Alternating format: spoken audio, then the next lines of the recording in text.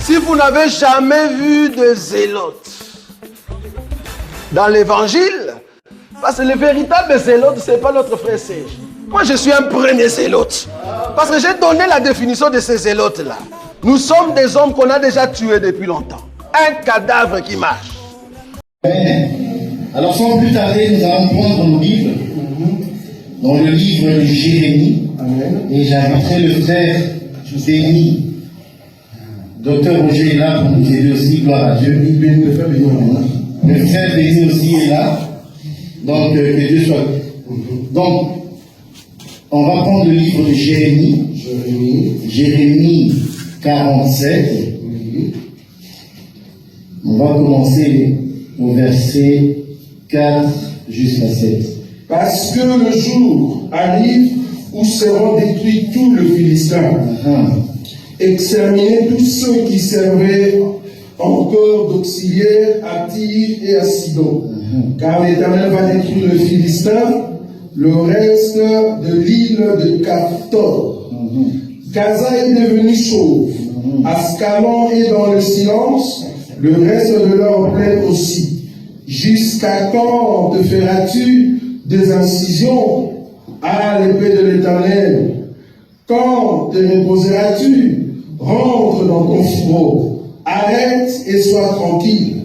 Comment te reposerais-tu? L'Éternel lui donne ses ordres. C'est contre Ascalon et la côte de la mer qu'il a dirigée. Alléluia. Je prends encore un autre verset au livre de Ésaïe 62. Ésaïe 62. Là, on va aller plus doucement. On a tout montré. Oui, 62. À partir du verset 1, oui. Pour l'amour de Sion, je ne me tairai point. Pour l'amour de Jérusalem, je ne prendrai point de repos. Jusqu'à ce que son salut paraisse comme l'aurore, et sa délivrance comme un flambeau qui s'allume. Alors les nations verront ton salut, et tout le roi ta gloire. Et l'on t'appellera d'un nom nouveau, que la bouche de l'Éternel déterminera. Tu seras une couronne éclatante dans la main de l'Éternel, un turban royal dans la main de ton Dieu. On ne te nommera plus délaissé. On ne te nommera plus ta terre désolation. Mais on t'appellera mon plaisir en elle. Et l'on t'appellera ta terre épouse. Car l'Éternel met son plaisir en toi et la terre aura un époux. Voilà. Amen. Amen. Alors, quand je devais intituler mon message, parce que le docteur Roger m'a demandé à Roy de poser la question, demande au frère, c'est quoi le titre de son message? Je n'avais pas de titre. Alors pourquoi je n'avais pas de titre? C'est tout simplement parce que ça fait partie des brouillons de tout ce que j'écris. Je n'étais même pas au courant que c'était moi qui allais prêcher. Donc, vous comprenez. Donc, c'est venu à la hâte. Alors, j'ai dû donner un titre à ce message, juste assez que. Amen. Pourquoi juste assez que? Vous pouvez le voir. Je lis dans Jérémie 47, à partir du verset 5, il dit Gaza est devenu chaud, Ascalon est dans le silence, le reste de leur plaine aussi. Jusqu'à quand te feras-tu des incisions? Ah, épée de l'Éternel, quand te reposeras-tu? Rentre dans ton fourreau, arrête et sois tranquille. J'aime le verset 7, et j'aimerais que tout le monde regarde ce verset. Il dit, comment te reposerais-tu? L'Éternel lui a donné ses ordres. C'est contre Ascalon et la côte de la mer qui la dirige. Voilà. Gaza est devenu chauve. Lorsqu'on parle de la calvitie, ou bien d'une personne ou d'une femme, parce qu'ici il faut comprendre que lorsque le Seigneur parle des royaumes, des nations, il les prend comme des femmes. Amen. Parce que quand le Seigneur va parler de la chevelure, il va parler de la chevelure surtout sur Israël dans Ézéchiel. Dans Ézéchiel, quand le Seigneur parle d'Israël, comment est-ce que le Seigneur l'a pris de rien, du sang dont elle baignait, et comment est-ce qu'Israël est devenu glorieuse. Le Seigneur, dans un moment, parle de la chevelure et de la beauté de cette femme. Donc d'Israël qui est devenue belle. Donc les nations sont regardées comme des femmes. Ici, c'est les nations étrangères. Parce que Gaza c'est la terre d'Israël, mais qui a été prise à un temps par les Philistins. Parce que du temps de David, Gaza a été Juda. C'est pour ça que vous voyez Netanyahou là-bas. Il est en train de raser. Parce qu'il considère ce territoire-là comme sien. Il veut reprendre tout ça. Pour que ça soit Juda, que Juda redevienne ce qu'elle est. Ici, on dit, Gaza est devenu chauve. Donc, Gaza a perdu toute sa gloire. Parce que la chevelure va représenter la gloire. Donc, les ennemis d'Israël, ici je vais prendre Israël, bien sûr, mais je vais comparer ça aussi un peu au peuple de Dieu. Pourquoi? Parce que, quelque part, dans la Bible, nous nous retrouvons dans cette prophétie. Parce que tout ce qui est dit sur Israël, nous pouvons avoir une certaine interprétation. Amen. Nous pouvons interpréter certaines prophéties aussi pour l'Église. Amen. Amen. Donc quand on dit ici, Gaza est devenu chauve, comprenez que c'est des ennemis d'Israël. Ici, le Seigneur te dit à toi, qui est maintenant là, qui a traversé la croix, parce que après la croix, maintenant il faut donner le sens de toutes ces choses. Alors, tu comprends déjà que les ennemis d'Israël qui ont perdu la chevelure, c'est tes ennemis à toi actuellement, que tu ne vois certainement pas. Mais la Bible te dit, ils ont perdu leur gloire. Et Colossiens va me dire qu'il les a dépouillés. Voilà. Dépouillés. Donc, ils ont perdu leur gloire, ils sont devenus chauves. Amen. Ascalon est en silence. Le reste de leur plaine aussi. Donc, Gaza qui devient chauve et le reste, nous allons retrouver ça dans Colossiens, que vous connaissez, qui dit tout simplement que, je vais lire ça. J'aime bien être précis dans ce que je dis comme verset. Ne vous inquiétez pas, nous sommes dans jusqu'à ce que. Vous allez comprendre, parce que à un moment donné, Jérémie, il prophétise et il dit, c'est Colossiens 2. Est-ce que quelqu'un peut me prendre, s'il vous plaît? Colossiens chapitre 2, je crois, c'est verset 14. Colossiens chapitre 2, verset 14. Il a effacé l'acte dont les ordonnances nous condamnaient et qui subsistait contre nous. Et il a éliminé en les clouant à la croix. Il a dépouillé les dominations et les autorités et les a livrés publiquement au spectacle en triomphant d'elles par la croix. Amen. Voilà. Ça, on nous montre que nos ennemis ont été dépouillés. C'est ça même que Gaza est devenu chauve. Quand on dit Gaza est devenu chauve, comprenez que leur leader, le Seigneur l'a dépouillé et les autorités qui étaient avec lui. Amen. Parce qu'ils vont représenter des auxiliaires. Amen. Mais ici, le prophète dit, épée de l'Éternel, quand te reposeras-tu? C'est une question. Quand te reposeras-tu? Rentre dans ton fourreau. Arrête et sois tranquille. Vous voyez? Donc il y a un ordre qui a été donné à l'épée de l'Éternel. Cet ordre-là, l'épée doit l'exécuter. Et ne peut revenir à Dieu que lorsque la mission sera terminée. Comment te reposer-tu? L'Éternel lui a donné ses ordres. C'est contre Ascalon et la côte de la mer qui la dirige. Voilà. La parole de l'Éternel est donnée. Et quand je dis que je donne le titre de ce message jusqu'à ce que, C'est parce que cette parole ne peut pas revenir à l'Éternel si elle n'a pas produit des fruits. Ésaïe 55. Amen. Donc, la parole de l'Éternel a été donnée. L'ordre est donné. Donc, jusqu'à ce qu'elle donne ses fruits, qu'elle porte ses fruits, c'est alors que cette parole va revenir. Alors, j'aimerais que nous puissions comprendre cela. C'est que la parole de l'Éternel qui a été dite à ton sujet, tant qu'elle n'a pas produit des fruits en toi, elle ne reviendra pas. Si Dieu t'a dit, je vais te guérir, parce qu'il l'a dit, tu seras guéri. Et tant que la guérison n'aura pas lieu, cette parole ne va pas se calmer. Parce que le prophète dit, sois tranquille. Et il répond ensuite, comment te reposerais-tu? Comment serais-tu tranquille? Il dit, comment te reposerais-tu? L'Éternel lui a donné des ordres. Donc la parole de Dieu a des ordres dans ta vie.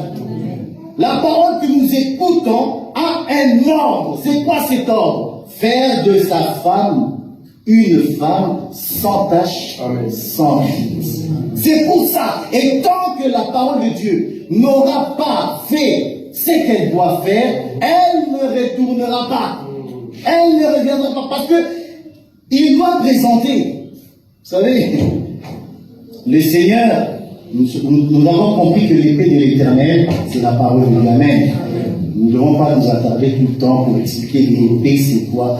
Nous sommes un peuple assez mature. Nous avons un docteur parmi nous qui nous enseigne ces choses-là pour que nous comprenions. Donc, cette parole qui a été donnée, les dons qui ont été donnés, la parole qui est donnée aujourd'hui, tant qu'elle n'a pas produit des fruits, la Bible dit, c'est toujours dans les prophètes, si elle t'a, attends. Habakkuk. Vous savez, j'ai beaucoup de versets dans mon tête qui viennent comme ça. Je ne sais pas toujours les mettre en place. Habakkuk. Habakkuk. Tu es là. Juste là. Combien? Voilà. Il dit, j'étais à mon poste et je me tenais sur la tour. Habakkuk 2. Habakkuk 2, tout le monde a trouvé?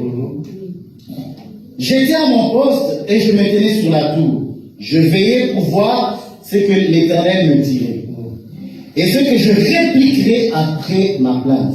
L'Éternel m'adressa la parole et dit, écris la prophétie, grave-la sur des tables, afin qu'on la lise couramment. Car c'est une prophétie dont le temps est déjà fixé. J'aime ça. Elle marche vers son terme et elle ne mentira pas. Si elle tarde, attends-la, car elle s'accomplira certainement. Voilà. Ça, c'est la parole de Dieu. Le Seigneur te donne une parole. Lorsqu'il t'a dit une chose, et certainement elle va s'accomplir. Que le monde ne reçoive pas cela, c'est normal. Parce que lorsque la lumière a lui, ce n'est pas toute la terre qui a reçu la lumière. Vous vous rendez compte? Dieu a dit que la lumière soit, et la lumière fut. Mais Jean me dit que les ténèbres l'ont... Ok, Jean.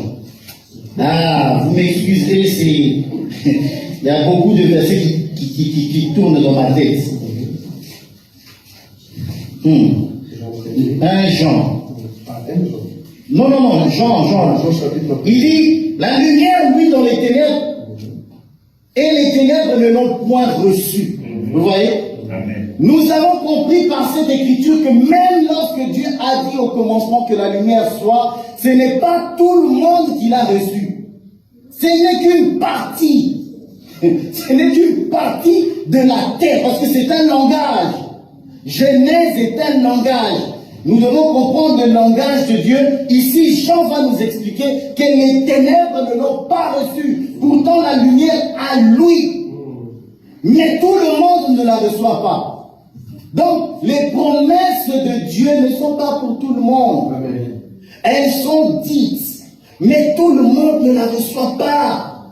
Tout le monde ne veut pas garder cette parole. Amen. C'est pour ça que nous savons que la parole de Dieu, nous la gardons et elle agit en nous.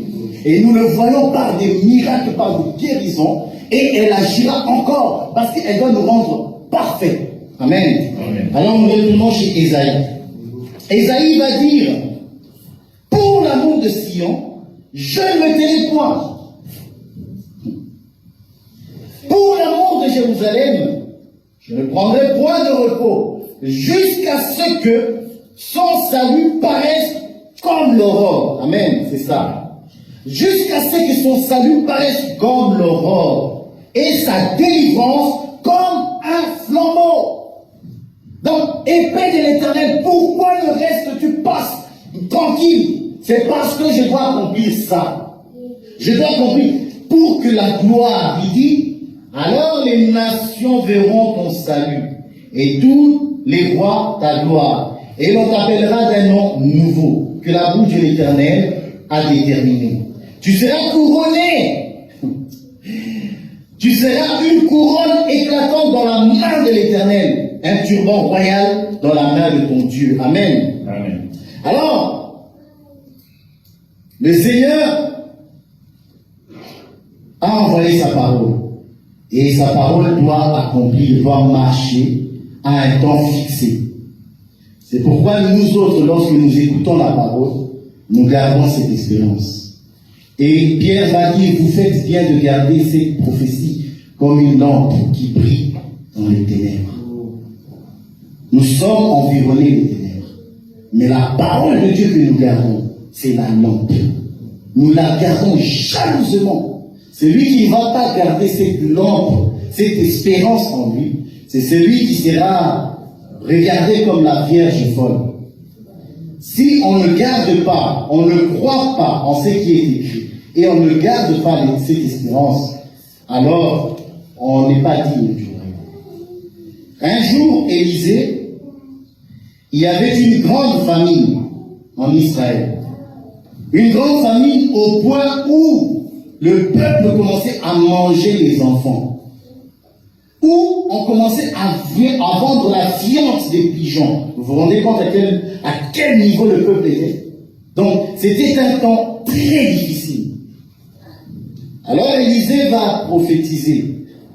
Et va dire, demain, Élisée, demain, à cette même heure, vous aurez à manger. Et en abondance. Et un général va lui dire, ces paroles-là ne vont pas s'accomplir, même si le Seigneur ouvrait les écluses, cela ne s'accomplira pas. Alors Élisée va lui dire ceci, tu le verras s'accomplir, mais toi là, tu n'en mangeras pas.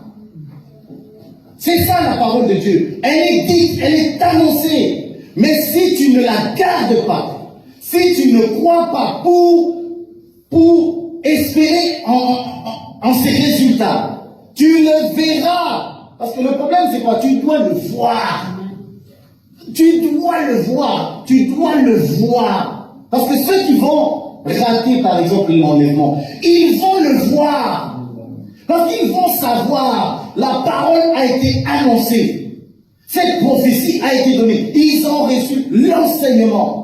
Et lorsque l'Église, lorsque nous partirons, alors eux sauront que non, une parole avait été dite.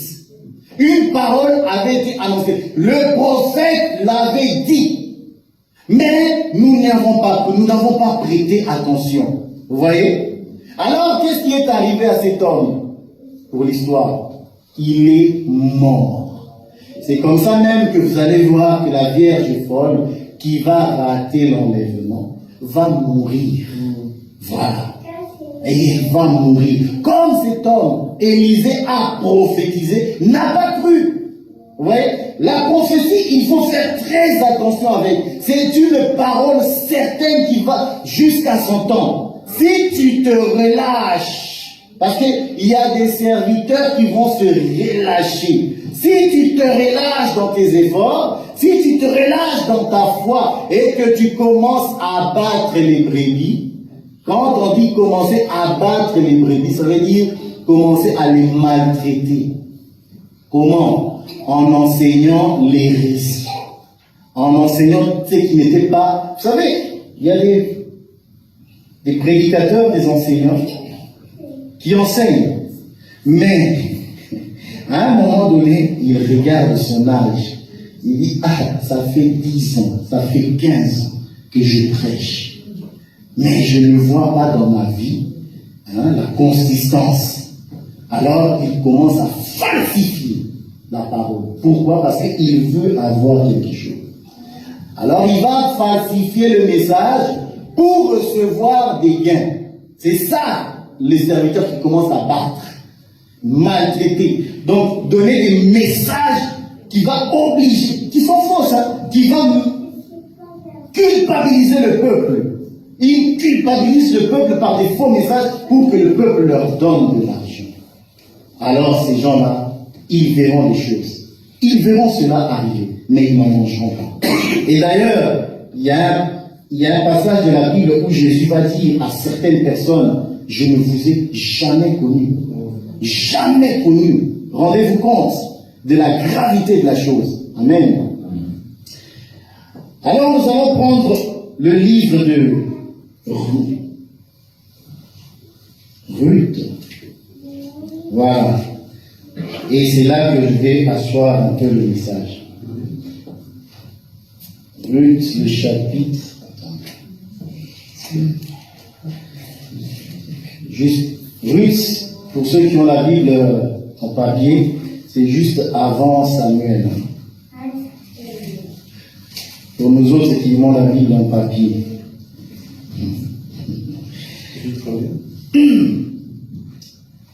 Ah, Ruth. Voilà. Ruth. Ça, c'est un chapitre c'est un livre que je vous invite à lire. Ce livre est magnifique. Franchement, c'est bon. Tous les livres de la Bible sont magnifiques. Mais au moment là maintenant, à l'instant T, le livre de Ruth est magnifique. Amen. Ruth chapitre 3, à partir du premier verset. Ruth chapitre 3. Retenez bien jusqu'à ce que. Donc la parole de Dieu est donnée et elle doit faire son travail jusqu'à ce que ta vie change. Jusqu'à ce que tu attends que Dieu fasse, qu'il le fasse. Parce que cela va arriver. Amen. Donc, Ruth chapitre 3, à partir du premier verset. Naomi, sa belle-mère, lui dit, ma fille, je voudrais assurer ton repos afin que tu sois heureuse. Et maintenant, Boaz, avec le servant duquel tu as été, n'est-il pas notre parent? Voici, il doit vanner cette nuit les orges qui sont dans l'air. Lave-toi et oins-toi, puis remets tes habits et descends à l'air. Tu ne te feras pas connaître à lui jusqu'à ce qu'il ait achevé de manger et de boire. Et quand il ira se coucher, observe le lieu où il se couche. Ensuite, va, découvre ses pieds et couche-toi. Il te dira lui-même ce que tu as à faire. Elle lui répondit, je ferai tout ce que tu as dit. Elle descendit à l'air et fit tout ce qu'avait ordonné sa belle-mère. Boaz mangeait et but, et son cœur était joyeux. Il alla se coucher à l'extrémité d'un tas de gerbes. Ruth vint alors tout doucement découvrir ses pieds et se coucha. Au milieu de la nuit, cet homme eut une frayeur. Il se pencha et voici une femme était couchée à ses pieds. Il lui dit, qui es-tu? Elle répondit, je suis Ruth, ta servante. Étends ton aile sur ta servante, car tu as droit de rachat. Et elle dit, sois bénie de l'Éternel, ma fille. Ces derniers traits témoignent encore plus en ta faveur que le premier, car tu n'as pas recherché le jeune gens pauvre ou riche. Maintenant, ma fille, ne crains point. Je ferai pour toi tout ce que tu diras, car toute le porte de mon peuple sait que tu es une femme vertueuse. Il est bien vrai que je dois de rachat, mais il en existe un autre plus proche que moi. passe ici la nuit, et demain, s'il veut user envers toi du droit de rachat, à la bonne heure qu'il te fasse. Mais s'il ne lui plaît pas d'en user envers toi, j'en userai moi-même, moi. L'Éternel est vivant, reste couché jusqu'au matin. Elle resta couchée à ses pieds jusqu'au matin, et elle se leva avant qu'on puisse se reconnaître l'un l'autre. Boaz dit, qu'on ne sache pas qu'une femme est entrée dans l'air. Et il ajouta, donne le manteau qui est sur toi, et tiens-le. Elle le tint, et il mesura 6 mesures d'or. Continuons, oui, sur ce verset. Oui, qu'il chargea sur elle, puis il rentra dans la ville. Voilà. C'est un chapitre magnifique. Pourquoi? Parce que nous voyons déjà que Ruth va donner des conseils Naomi plutôt va donner des conseils à Ruth pour qu'elle obtienne quelque chose. Et d'emblée, je dis déjà que si Naomi n'écoute pas, ne fait pas ce que si Ruth ne fait pas ce que Naomi lui conseille de faire, elle n'aura pas la chose. Donc, ici, il est très très important que Ruth écoute les conseils de Naomi et le mette en pratique, comme elle le dit. Parce que Naomi connaît la culture, elle sait comment est-ce que Ruth va arriver à celui-là. Ruth, elle ne le sait pas. Elle ne le sait pas, mais Naomi le sait. Parce qu'elle lui dit à un moment, elle l'envoie travailler dans le champ, et Ruth a eu la faveur de Boaz, et l'a laissé glaner avec ses serviteurs. À un moment donné, ça c'est le chapitre 2, Naomi lui dit maintenant, ma fille, sois tranquille. Parce que s'il t'a permis de faire tout ça, ne t'inquiète pas. Je l'ai ici, il dit, jusqu'à ce que tu saches comment la chose va se terminer. Jusqu'à ce que tu saches comment est-ce que la chose va se terminer. Je désire que tu sois tranquille, je vais te donner, en fait, Naomi dit, je vais te donner en mariage à cet homme. Mais pour cela, écoute. Alors on commence. Non. Et maintenant, Boaz, avec ses servantes duquel tu as été, n'est-il pas notre parent? Voici, il doit vanner 7 nuits les orges qui sont dans l'air. Lui, il vanne la nuit, pas le jour. C'est la nuit qu'il va vanner. Et comme nous le savons, la nuit, c'est un temps différent du matin. Le matin, ils ont travaillé, ils ont pris tout le blé avec tout ce qu'il y avait autour.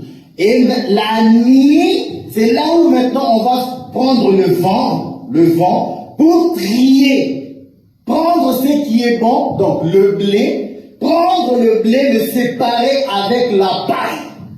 C'est pour ça même Jean-Baptiste va dire, c'est lui qui a son vent à la main. Il va prendre le blé et il va le mettre dans le grenier. Et la paille va être brûlée. C'est ça. Et nous comprenons que le grenier n'est rien d'autre si ce n'est le royaume, si ce n'est le ciel, si ce n'est ceux qui vont être pris. Ce mouvement veut dire enlever, séparer des méchants, parce que la paille, c'est les méchants. Amen. La paille, si on sépare le blé c'est ce qu'on va garder. Or, ce qu'on ne va pas garder, c'est ce qui est mauvais. La paille, ça c'est la révélation de ceux qui sont mauvais dans le monde. Ils sont méchants. Ils vont passer, on va les jeter dans la guerre. Donc Jean-Baptiste, quand il prophétise, il voit ça. Il voit Boaz. Il dit, il a son vent à la main. Amen. Et j'aime ça. Voici, il doit vanner 7 nuits. C'est 7 nuits qu'il va séparer le blé d'avec la paille. Voici le conseil de Naomi. J'aime ça. Bon, vous savez, si je dois suivre tout ce que j'ai écrit, je serai perdu.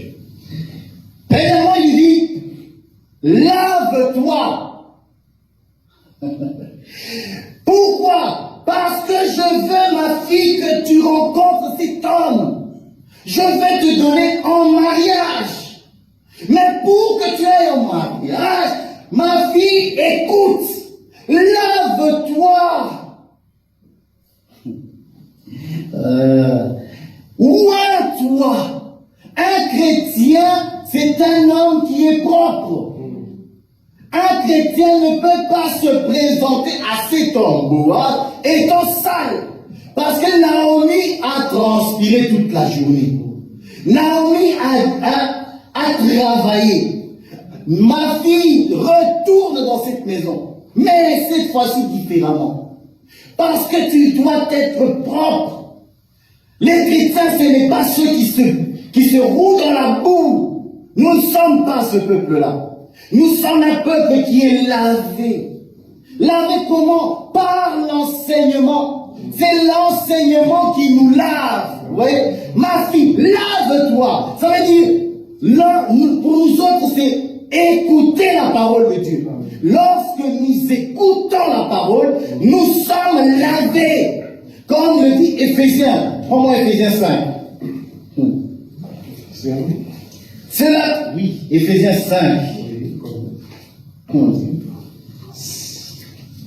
Où il dit Christ a lavé. Éphésiens 5. Moi, je connais les versets comme ça. Voilà, déjà. Voilà. Marie, Éphésiens 5, à partir du verset, on va dire 25. Marie, que chacun aime sa femme, Voilà. comme Christ a aimé l'Église, et s'est livré lui-même pour elle, afin de la sanctifier, en la purifiant et en la lavant par l'eau de la parole. Voilà. Par l'eau de la parole. C'est comme ça que nous sommes lavés. C'est comme ça que Esther aussi. Voilà. Et Esther, avant de voir le roi, doit être soignée, doit avoir les soins. Pourquoi? Parce qu'elle va entrer en mariage. Tu ne vas pas en mariage rencontrer cet homme si tu n'es pas lavé. Voilà.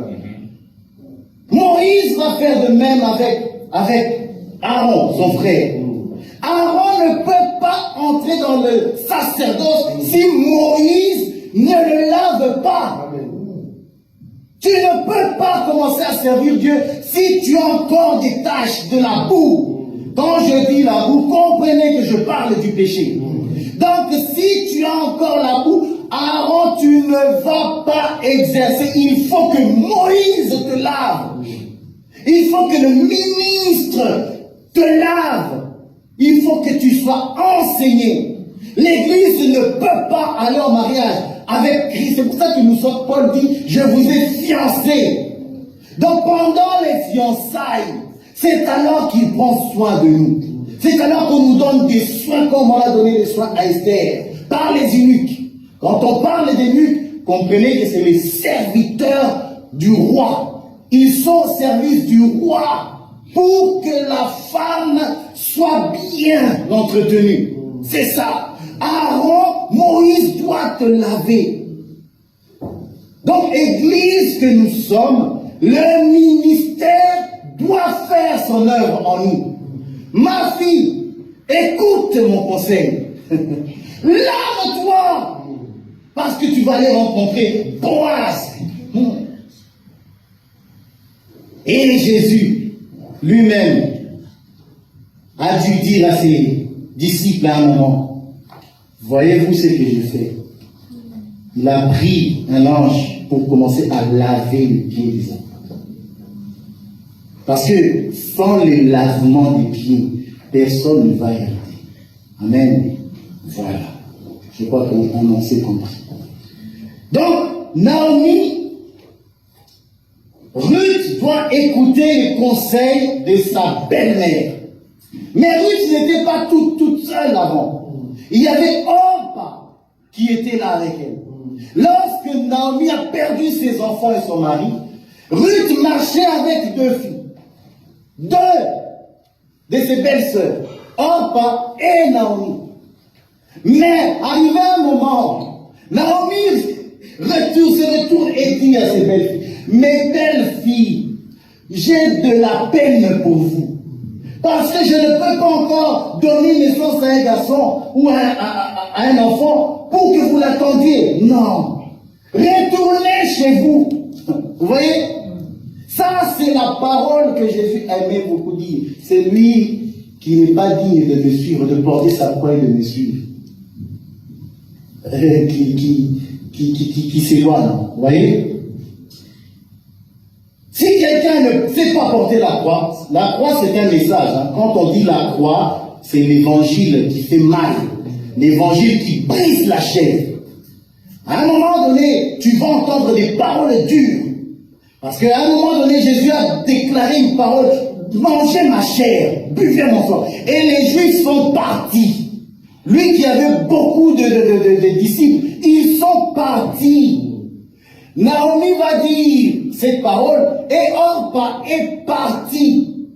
Elle n'est pas restée là, elle s'est regardée. Je suis encore jeune. Je peux encore me marier. Non, je retourne. Et la Bible dit, elle est retournée vers son peuple et vers ses dieux. Vous voyez? Vous voulez qu'on lise ça? Parce que je vois qu'on dirait que vous vous doutez de ce que j'ai dit. Non. Orpa est retournée vers son peuple. Pourquoi? Parce qu'elle n'était pas destinée pour entrer en Israël. Et elle n'était pas destinée à cet homme-là. On est là à écouter. Mais il y en a beaucoup. Bien aimé, l'évangile est prêché, elle va être prêchée. Ça va être de plus en plus dur. Ça va être de plus en plus dur de marcher dans la voie de Dieu. Beaucoup vont retourner, et d'ailleurs beaucoup retournent dans leur vie passée. Mais pour Ruth, elle dit, ton peuple sera mon peuple. Ton Dieu sera mon Dieu. Alors, à un moment, Naomi va dire à Ruth, ma fille, je vais assurer ton avenir. Je vais t'assurer ton avenir. Je veux te donner en mariage. Mais avant ça, lave-toi. Deuxièmement, oins-toi. Oins-toi. Quand on parle de ce oin, ça veut dire parfume-toi, mets la crème, soigne-toi, prends soin de toi. Une femme doit prendre soin de sa peau. Une femme doit se parfumer. Une femme ne va pas rencontrer son mari avec des odeurs désagréables. Non. Une femme doit se parfumer, doit se laver. Ah, en disant ces choses-là, je vois Esther. Parce que Esther est celle qui va vraiment expliquer ce que Naomi dit à Ruth. Se laver, se moindre. C'est pas pour rien que le Seigneur nous a donné le Saint-Esprit.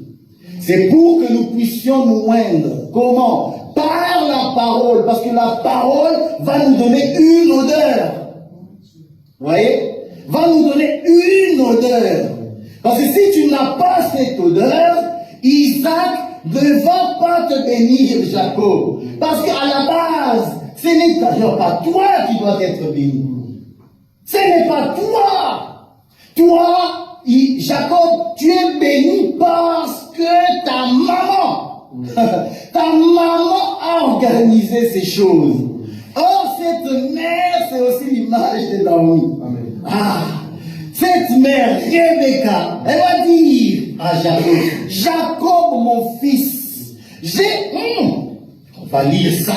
Je ne peux pas dire sans l'air. Non. Je dois lire ces choses. My God. Ça, c'est bon. Ça, c'est...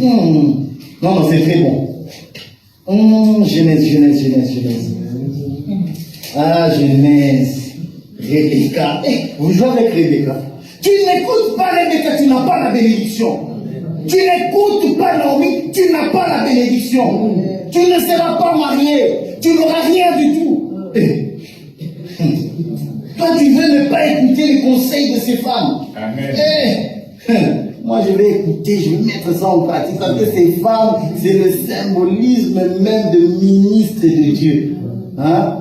Nous ne sommes pas en train de dire que la femme peut prêcher. Non! La femme ne peut pas prêcher.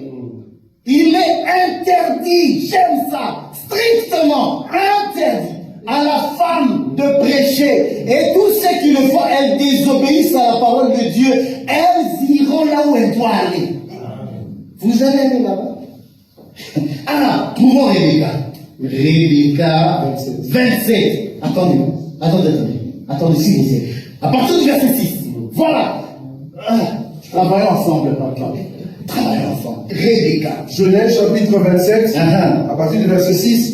Puis Rebecca dit à Jacob, son fils, voici, j'ai entendu ton péché. Amen. Voici, j'ai entendu. Elle a entendu tout ce que son père avait l'intention de faire. J'ai pas besoin du micro.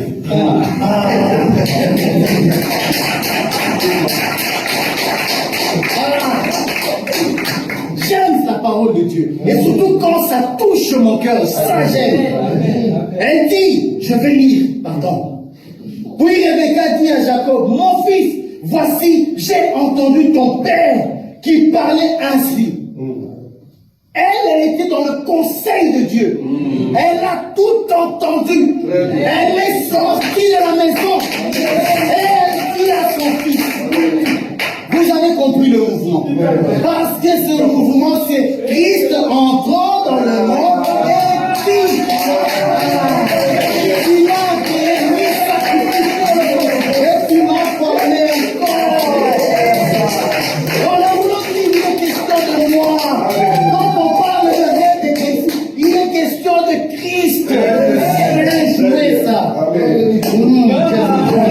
Oui, Rebecca dit à Jacob, son fils, voici j'ai entendu ton père qui parlait ainsi à Esaü, mon frère. C'est à Esaü. La bénédiction, le père voulait le donner à Esaü et pas à toi. Tu étais exclu. Vous qui, autrefois, vous étiez exclus. Vous n'avez pas le droit de citer. Mais il vous a amené.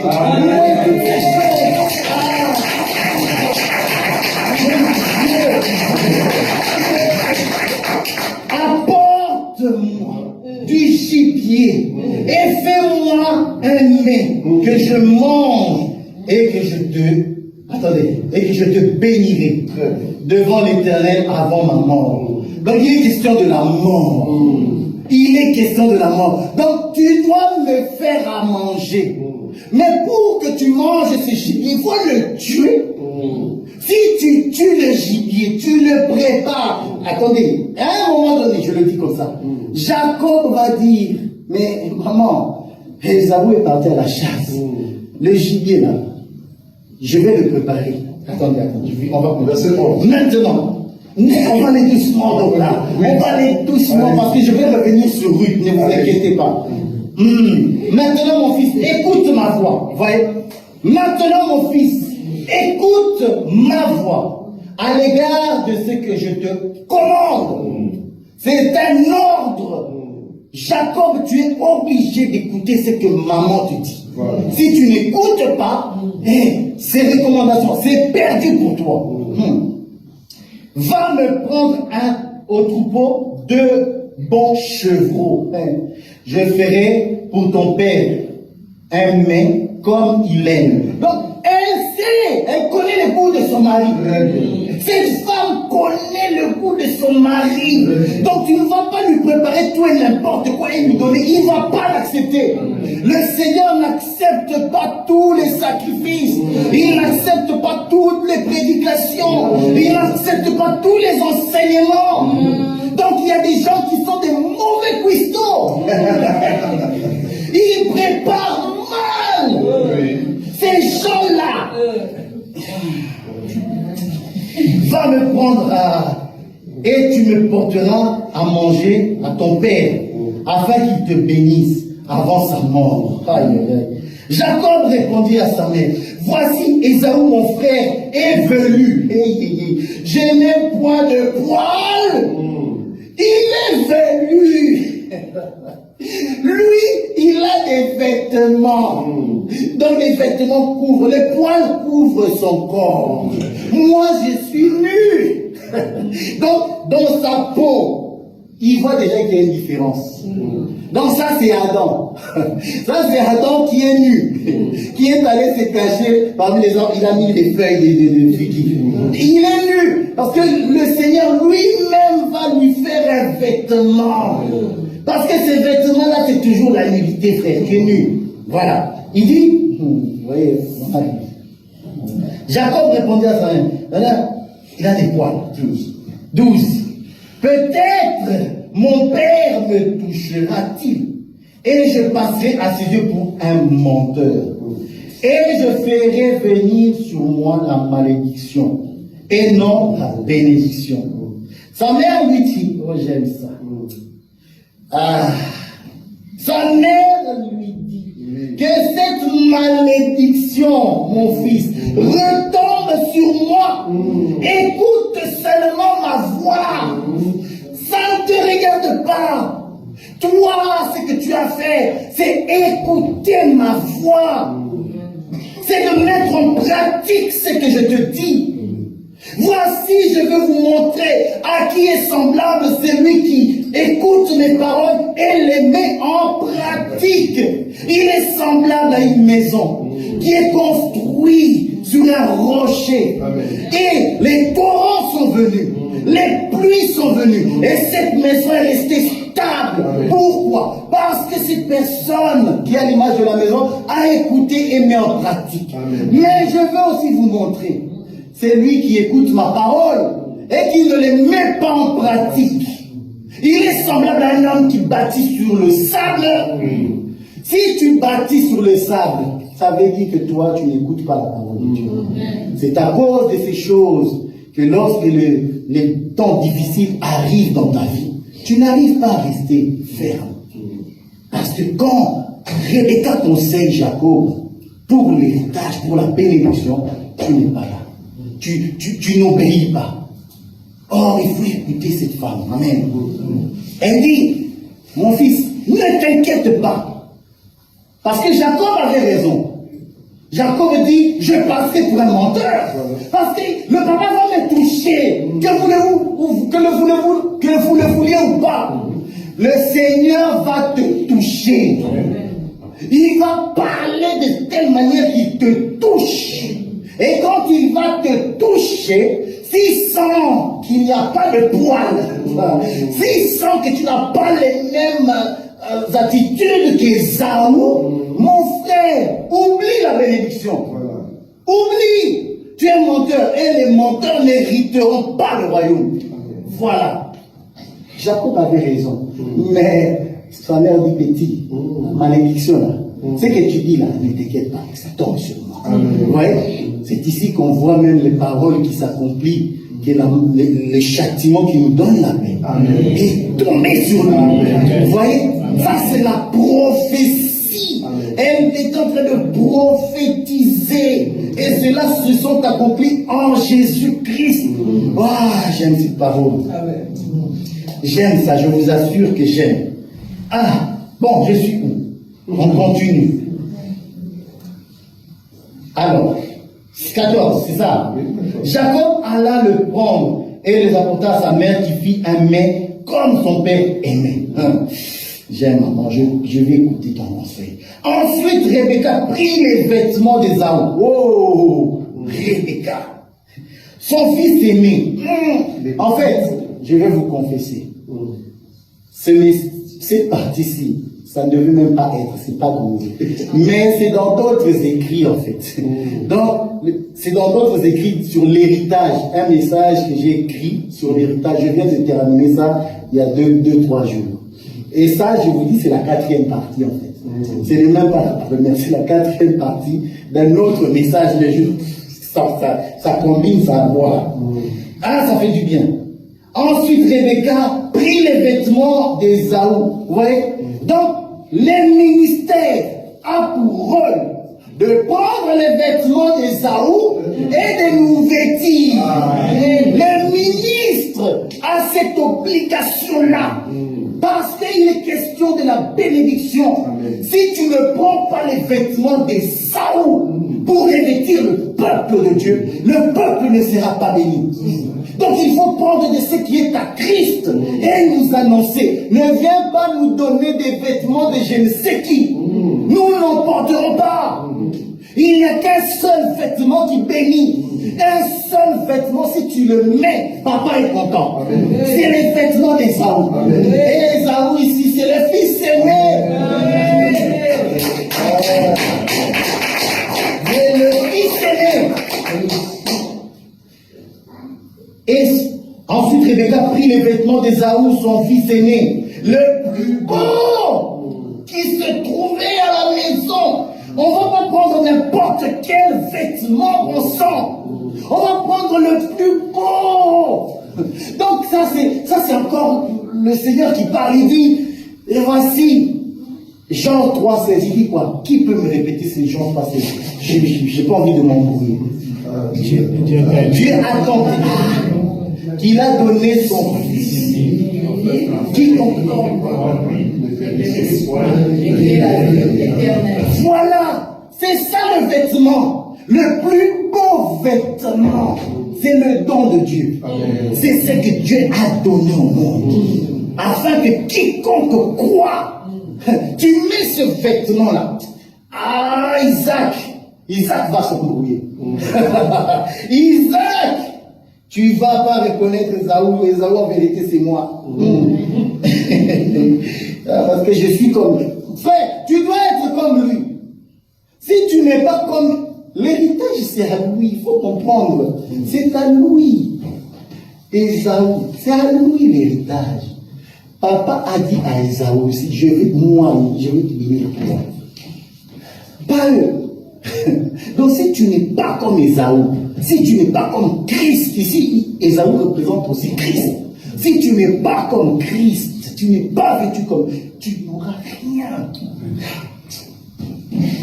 Il ouvrit ses mains, il couvrit ses mains, voilà, de peau de chevaux, et son cou qui était sans poil. Jacob. Et elle plaça dans sa main, dans la main de Jacob, son fils, les mets et le pain qu'elle avait préparé. Voilà. On ne se présente pas à Dieu comme bon nous sommes. Amen. On se présente à Dieu avec l'enseignement de maman. Lorsque tu te présentes à Dieu, tu dois lui apporter l'enseignement. C'est comme ça qu'en apportant au Père l'enseignement, il va se reconnaître dans cet enseignement. Et c'est comme ça que toi, tu es béni. C'est pour ça que beaucoup de gens prient et prient mal. Parce qu'ils n'ont pas l'enseignement. Très important, ne négligeons pas l'enseignement. Le mets qu'on apporte. Parce qu'on doit tuer. Si c'est un animal tué et préparé selon les goûts du Père. Mais on a compris. Là, je peux passer. Elle passa. 18. Il vint vers son père et dit, mon père. Et Isaac dit, me voici. Vous voyez? Il vint vers son père et dit, mon père. Vous voyez, ça, on appelle ça, dans un langage familier, la filialité. C'est pour ça que Jésus, quand il va enseigner à ses apôtres, à ses disciples, il dit, lorsque vous priez, dites, notre Père. Dites que Dieu est ton Père.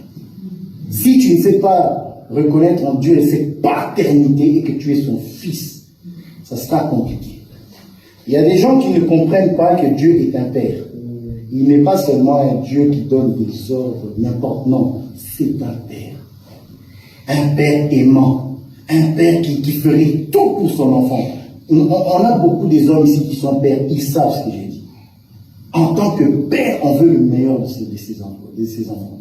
Amen. Et l'enfant doit reconnaître que celui-là est mon père. Et le proverbe va dire, lorsqu'il te châtie, Même quand il te frappe, c'est pour ton bien. Hébreu va nous expliquer. C'est pour ton bien. Il te frappe pour un temps parce qu'il te reconnaît pour fils.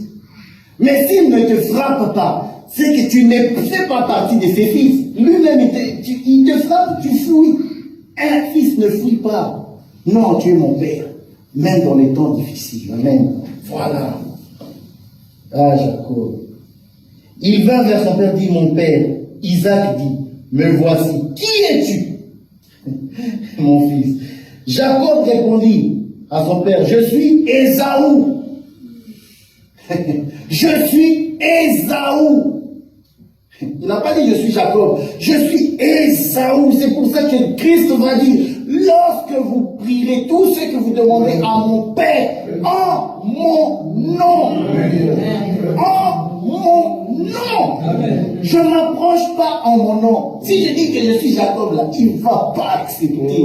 Je viens au nom d'Ésaü. Père, c'est au nom de Jésus. Si tu ne t'identifies pas à Jésus, tu n'auras rien. Vous voyez les étapes à suivre. Tu n'auras rien. Il y a les vêtements, il y a la nourriture, il y a le nom. Tu dois t'identifier à ce nom. Ah non. Ah, je suis Ésaü. Je suis où? Jacob répondit, je suis Ésaü, ton fils aimé. Son fils aimé. Je fais ce que tu m'as dit. Lève-toi, je te prie, assis-toi et mange de mon gibier, afin que ton âme me bénisse. Isaac dit, bon, on va sauter, hein. Ah, Isaac 21, voilà, j'aime Isaac. Ici, maintenant, j'aime Isaac. Isaac dit à Jacob, approche-toi donc. Tu ne peux pas rester trop loin de moi. Approche-toi. Pourquoi il va s'approcher? J'aime Isaac, il est intelligent. Et que je te touche.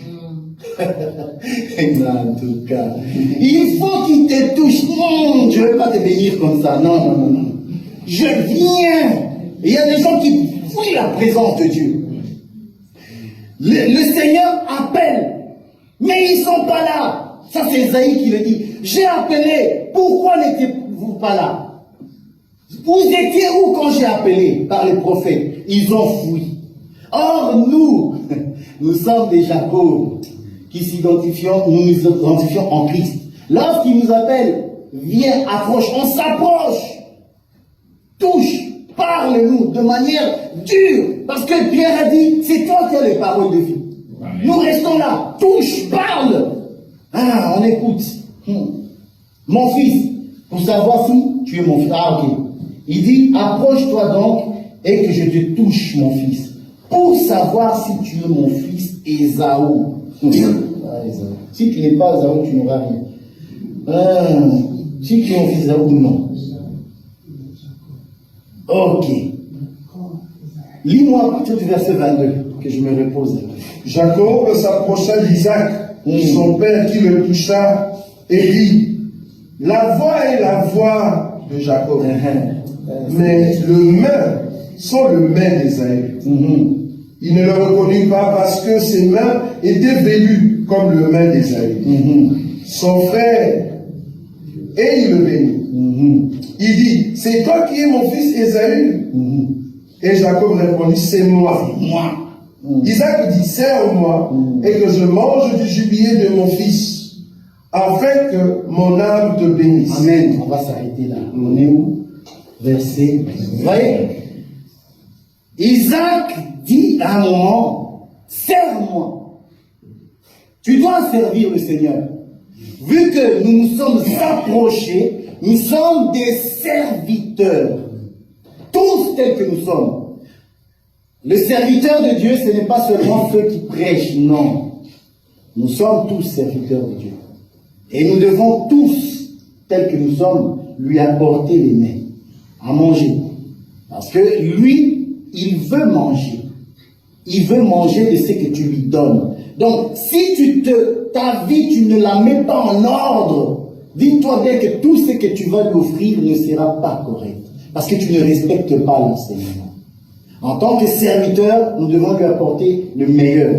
Et le meilleur que le Seigneur nous a donné, c'est Christ. Nous nous identifions à lui.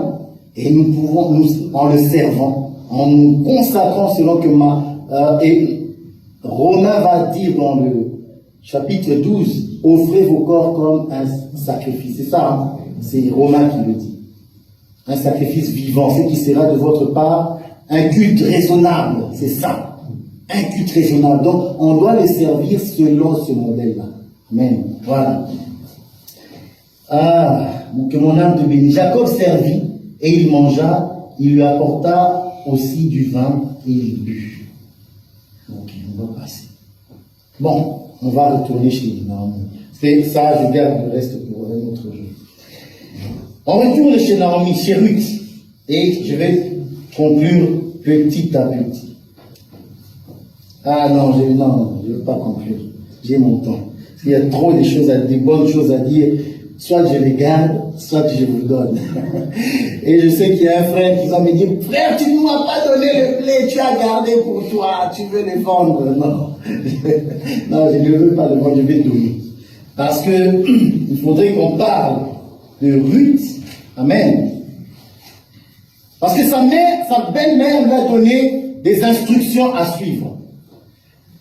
Lave-toi, oins-toi, et n'oublie pas une chose, habille-toi. Habille-toi et va découvrir les lieux où il couche. C'est ça, non? Ah, non, retournons, il y a des choses à dire là-bas. Ruth, chapitre 3. Ah, j'aime la parole de Dieu. Comprenez, je suis un peu ivre. Hein? C'est comme ça que je suis.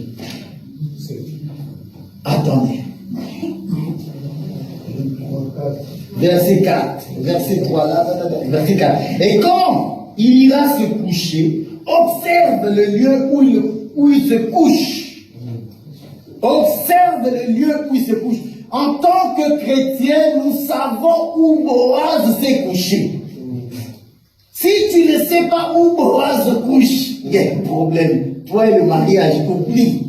Oublie le mariage. Parce que tu dois savoir où il couche. Parce que Boaz, en réalité, ça c'est le soleil maintenant. Parce que c'est le soleil qui s'est levé à l'Orient, qui va se coucher à l'Occident. Il se couche. Nous savons où est-ce qu'il a couché. À la croix. Voilà. Et c'est là que Boaz se couche.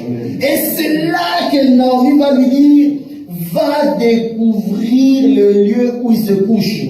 Ensuite, va, découvre ses pieds. Découvre ses pieds. Parce que quand tu vas aller à sa couche, tu vas découvrir en réalité ses pieds. Parce que les pieds vont représenter l'évangile. Nous connaissons le lieu où Boaz a couché. Et nous avons découvert l'évangile. Vous avez vu? Nous avons découvert que c'est l'évangile qui nous donne pas la paix. Et c'est par cet évangile que nous sommes sauvés. Par cet évangile, nous savons que nos péchés sont pardonnés. Par cet évangile, nous avons la guérison. Amen. Et la Bible dit, et couche-toi. Boaz s'est couché là, toi aussi couche-toi là. Et c'est Hébreu qui va nous dire, sortez, allez le rejoindre. Attendez, j'aime ce verset. Hébreu 13. Hébreu 13. Ah, Hébreu 13. C'est Hébreu 13, je ne me trompe pas. Je suis sûr. Oui. Hébreu 13. Sortons, voilà. Hébreu 13. Bon, vous pouvez lire. Sortons, voilà. Donc, pour aller à lui hors du camp, en portant son ombre. Voilà. Car nous n'avons pas ici-bas de cité permanente, mais nous cherchons celle qui est à venir. Voilà, sortons. Donc, quand tu as découvert le lieu de sa couche où il dort, parce que dormir, c'est en réalité la mort. Dormir, c'est la mort. Selon qu'il a dit, Lazare, notre ami, dort, mais je vais le réveiller. Amen. Mais lui, il a son langage. Si tu ne comprends pas son langage, tu es perdu. Il parle de la mort, mais il dit dormir. Donc découvre le lieu où il dort, donc où il est mort. Et là, toi aussi, tu as découvert, couche-toi là. Et moi, va dire, sortons, si allons le rejoindre là-bas. Il est sorti, il est là-bas, avec lui. Amen. Ça, on continue notre route. Voilà. On est au verset 4. Couche-toi, voilà. Il te dira lui-même. J'aime ça. Il te dira lui-même ce que tu as à faire. Et elle lui répondit, je ferai tout ce que tu as dit. Amen. Amen. Et je vais m'arrêter ici. Amen. Amen. Et lorsque Boaz s'est réveillé, effectivement, Boaz lui dit, ma fille, ce que tu viens de faire, cela montre vraiment que tu es une femme vertueuse. Tout le monde le savait déjà. Mais cet acte que tu viens de faire là, non. À un moment donné, Boaz lui dit, non. Il ne faut pas que tu rentres comme tu es venu. Tu ne vas pas rentrer le même. Ceux qui viennent au Seigneur, tu n'entreras pas de la même façon. Jamais.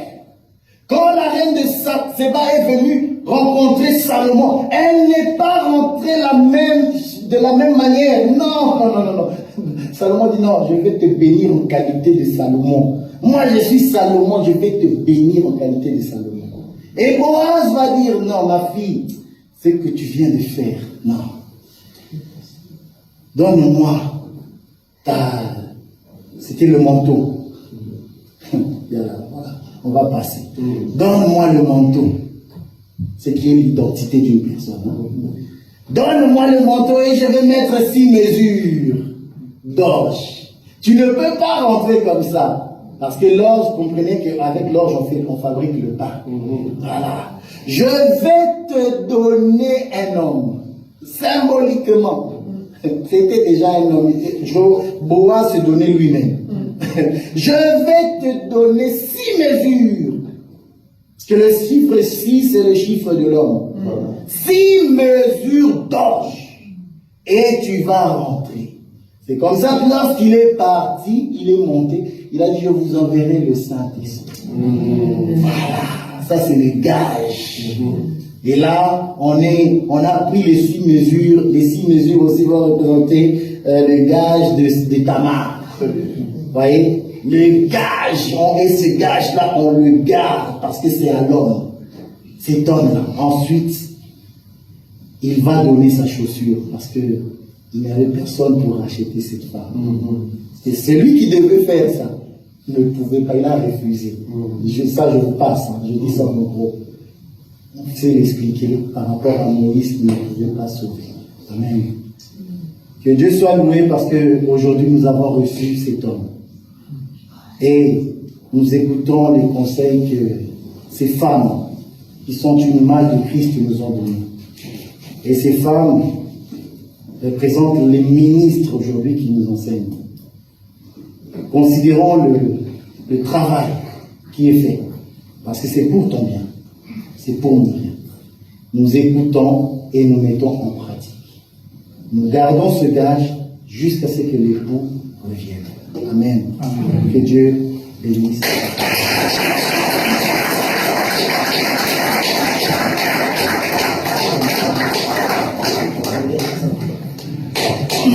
Nous allons le Seigneur.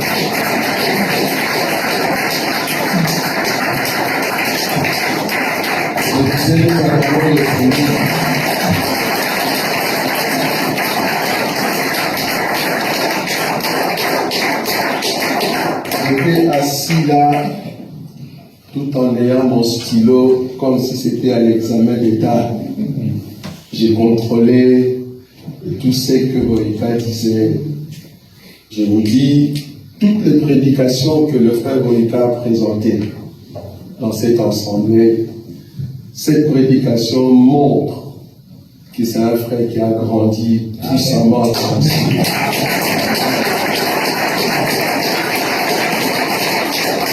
Vous ne pouvez pas comprendre ce que nous appelons des cornets et des touches de ballon sur le terrain dans tout ce qu'il a présenté. Terrible. Si seulement vous avez l'œil, là vous allez comprendre quand il a parlé de laver des mains, quand il a touché Esaü, quand il a touché Rebecca. Il faut être vraiment à la maison pour comprendre tout ce qu'il a dit. Et je vous dis, ce niveau-là, c'est un niveau des grands. Amen. Que Dieu te bénisse.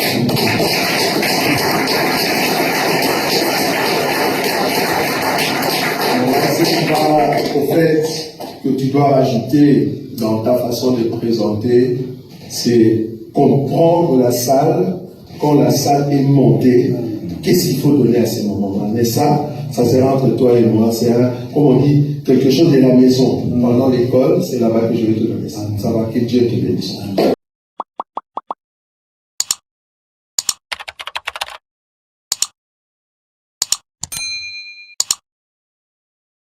Nazako matangai, nazako matangai, nga nazako matangai.